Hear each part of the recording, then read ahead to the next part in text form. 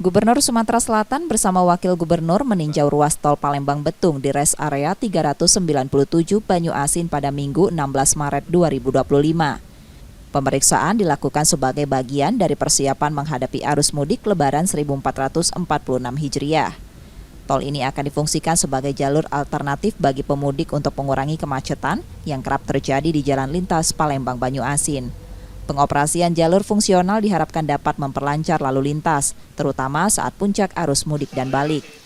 Ruas tol Palembang Betung sepanjang 33 km akan menerapkan sistem satu arah. Saat arus mudik, kendaraan dari Palembang diarahkan menuju Pulau Rimau. Sementara saat arus balik, pemudik dari arah Jambi dapat masuk tol dengan jalur satu arah menuju Palembang.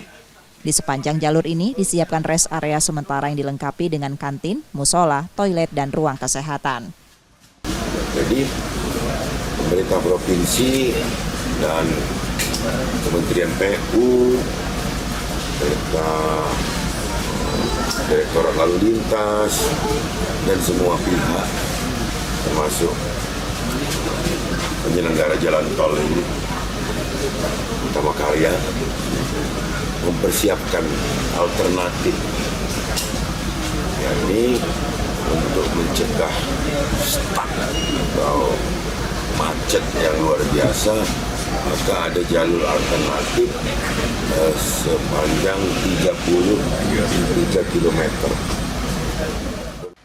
Pengelola tol Palembang Betung menjelaskan dari total panjang 33 km yang membentang dari Rengas hingga Pangkalan Balai, jalur fungsional yang siap digunakan sepanjang 27 km. Sementara 3,3 km sisanya masih berupa jalan tanah. Tol fungsional ini hanya akan dibuka pada siang hari mulai pukul 7 hingga 16 waktu Indonesia Barat. Kemarin kita informasinya hanya difungsikan untuk siang hari. Jika kondisi memungkinkan itu tergantung keputusan aparat ya, karena kalau malam hari kan mesti ada beberapa tambahan personil, terutama di persimpangan itu yang ada dijaga oleh aparat. Jadi kita ikuti yang berwenang saja, artinya seperti itu. Dengan difungsikannya ruas tol ini, arus mudik Lebaran 2025 diharapkan dapat berjalan lebih lancar dan aman. Purwantoro, Kompas TV, Banyu Asin, Sumatera Selatan.